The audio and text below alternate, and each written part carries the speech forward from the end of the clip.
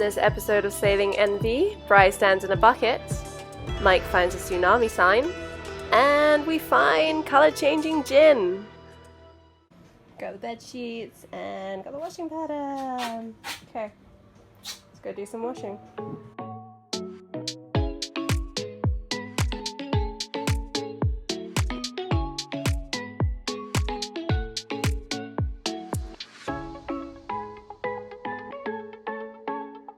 A very cute little anchorage spot called Secret Harbour.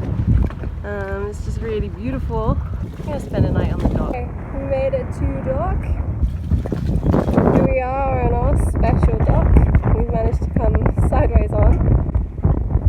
We were in here,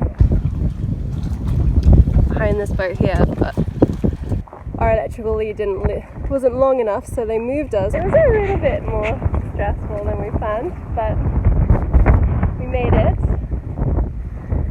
We did get a little bit of a boo-boo. It's got a massive hole in the boat. No, joking, it's not massive. A little scrape. A little baby. Oh, the guy pulled us in on the lines. Pulled the bow in too quickly and then it hit one of these electrical boxes here. But we're okay.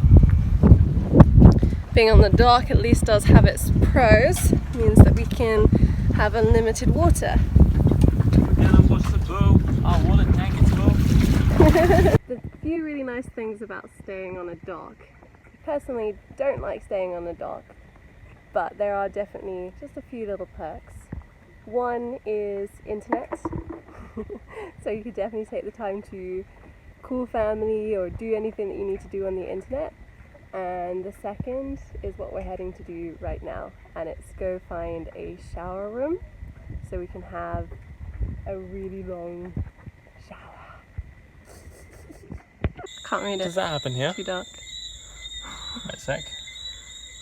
Oh, still can't read it. Oh, there you go. Tsunami evacuation route. Who knew? Didn't realise that happened here.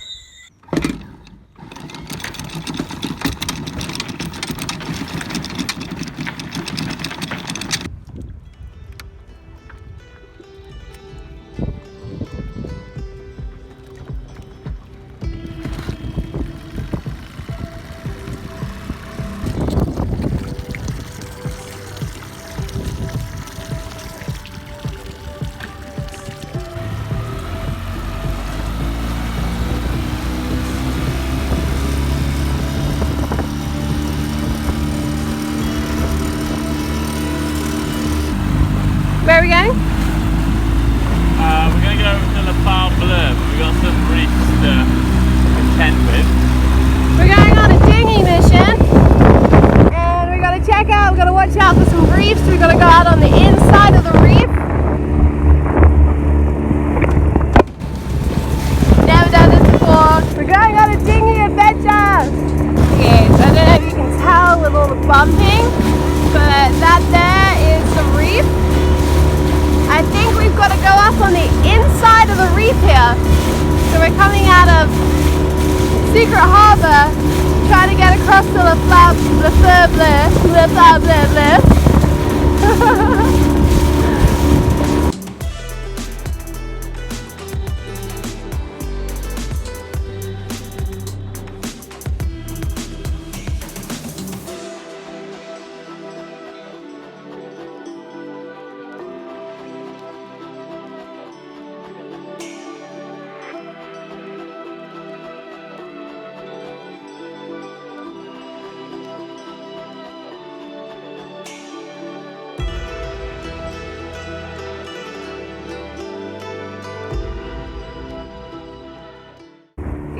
more really shallow reef to go over here.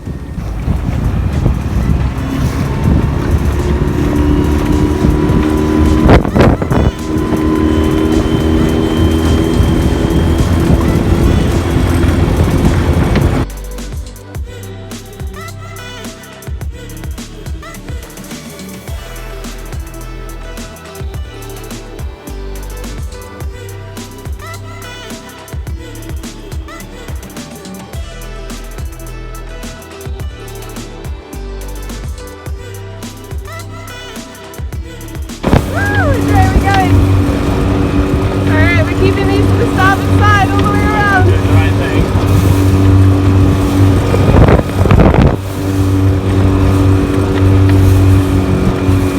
Okay, yeah, you're out. Woo!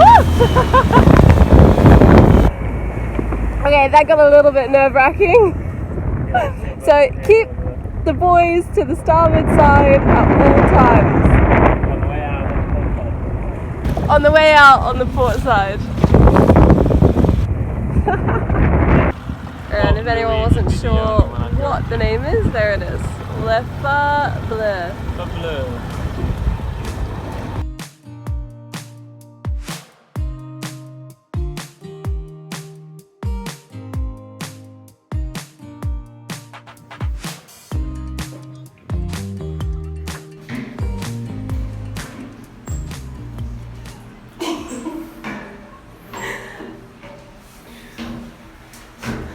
It's not cool up here, is it?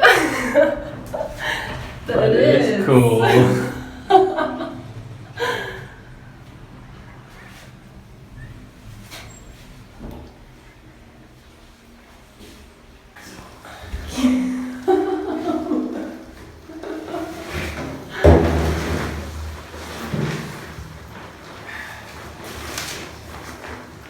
The old-fashioned slide.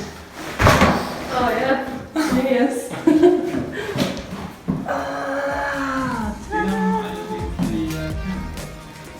Oh, should you just move yourself out of here? Back up the stairs he goes. Oh, look at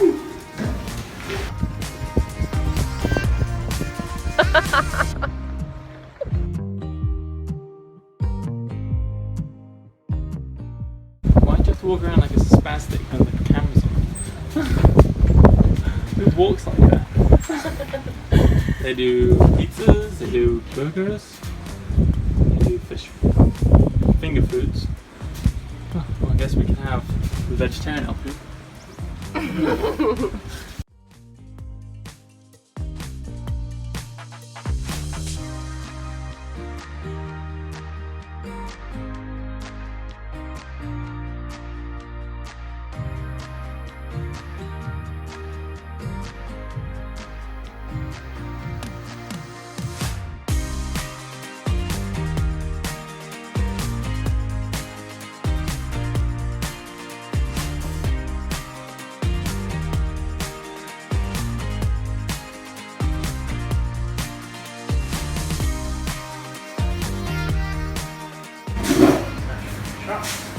Okay. Welcome to the Vida distillery. Alright, hello! This is so cool. Can we run through how to make some gin? So here, Oh, I start here, sorry. so this is like the start point. This is like when people come in and then I tell them like a little bit of history about gin itself. And basically it kind of started off with some monks back in Holland in the 13th century, and they were using it for like stomach and liver, like a medicinal purpose. And then it made its way over into the UK, like Europe, and then through like the 1700s, like London went through this crazy point called the gin craze, where gin distilleries were popping up so fast that it became cheaper to drink gin than it did to drink beer, and then like it just kind of got out of control. But that's where they developed the London dry style gin. So your Tanqueray and your Bombay, like that's all of a style that was created in London during this time. But for us, what makes it different is we use sugarcane as the base. So a lot of the gins that come from Europe, they use like wheat and grains, barley, like that's how they'll start off. So they'll do that and then they'll flavor it. So if you're gonna make gin, you gotta have juniper in it. So we have the juniper, but then we also have 14 other ingredients that come from the island, which are over here. Juniper grows here on the island? No, that's the only one. So juniper is the only thing that doesn't grow here, and that's because it comes from a pine tree, and pine trees are like cold climate. So they come from Canada, but then all of our other ingredients come from the island. And because we're in Grenada, which is like the Isle of Spice, Yeah. we have a lot to work with. It's So cool. So this is the juniper berry. That's the one that comes down from Canada. But then we have 3 different types of local citrus. Star anise. That's cardamom. That's chocolate. So you know when you pick up a bottle of alcohol and then it says like 5 times distilled or like yes. 10 times distilled or whatever. Yeah. Like they're talking about this. This is the plates that are actually inside. Oh wow, okay. This pipe. And the number of plates you have, that's The number of the number of distills that come. Because every time like the alcohol vapor is rising up, it hits the plate and then condenses and falls down again. So it's got to like strip itself and work harder and harder and harder. So by the time it gets to the top, it's like, you know, purer and purer and purer and purer. Like, so if you got 20 times distilled, you got 20 plates. Like that single drop of alcohol had to work hard to get to the top. That it's like really good quality by the time it's kind of, you know, done that. That's so That place cool. again. Then up in this bit is the basket like this. And that's got a lot of our spices inside. So the steam forces its way through there. We have cold water that pumps into an outer chamber here.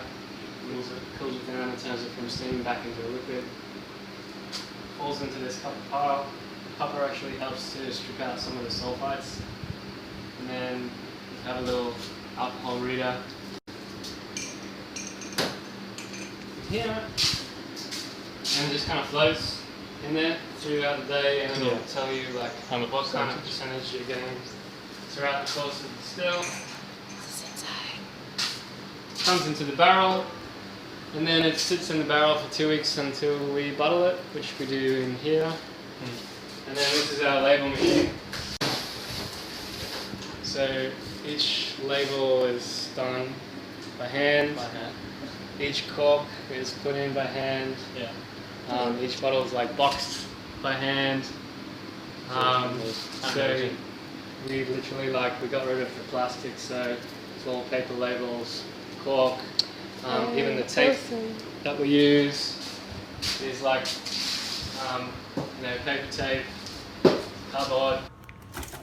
Okay, this is probably one of the most exciting moments about to ever happen. What? Are you ready? So, earlier we had the gin distillery. I can't talk. Not a gin already? I think, yeah, I did actually. We had a little shot of gin. Distillery. And this is the blue gin that we bought. Okay.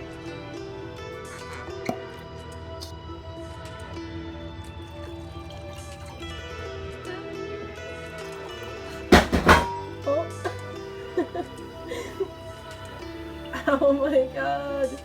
Pink! Blue, pink! Next one.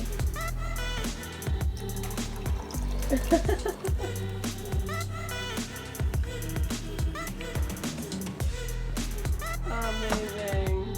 Express. Here we go.